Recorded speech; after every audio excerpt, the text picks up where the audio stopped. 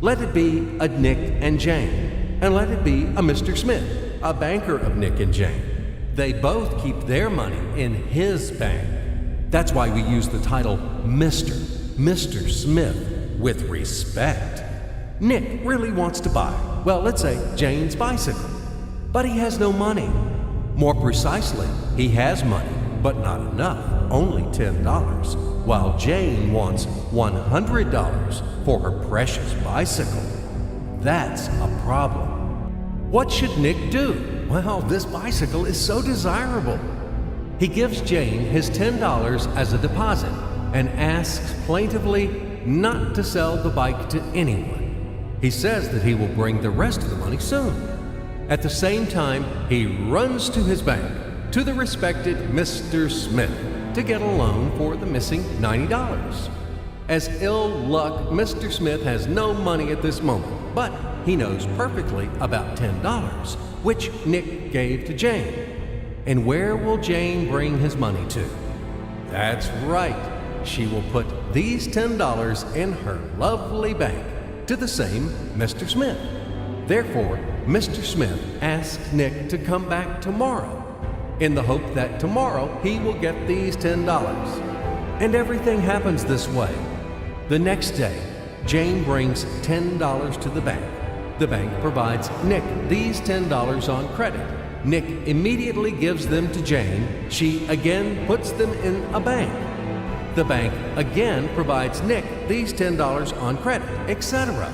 As long as Nick the fool will gather enough money for the bicycle. Don't you get confused yet? Be patient, I told you. These demons have been trying to confuse you during 1,000 years. These damn economists and financiers. But anyway, we will figure everything out. So what do we have in the end? Nick finally got the bike from Jane. Wow! But at the same time, Nick owes $90 to the bank, Mr. Smith, and the bank, in its turn, owes $100 to Jane. In other words, those $10, which existed initially, have magically turned into $200, $190 of debts plus real $10. But these $10 would also turn into $1,000, even in $1 million or $1 billion, if Nick would make a more expensive purchase. In this case, our $10 would make the increasing number of its cycles, circuits from hands to hands. That's it. So, what happens in today's world? SOS! It appears that banks also make money out of thin air and multiply them. Not only Fed can produce money, but banks either. In short, everybody can do this, except you and me. We are not in the business at this celebration of life. I would like to print or draw some money as well. In fact, these banks multiply money without any control. And we're still wondering why the banker lives better.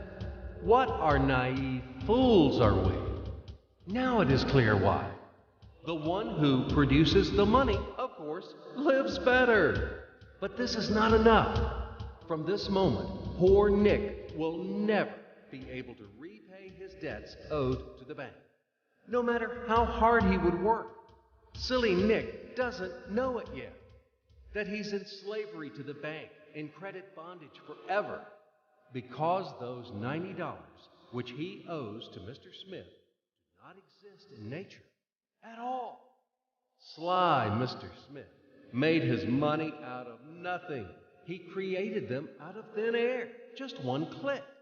And $10 turned into $200.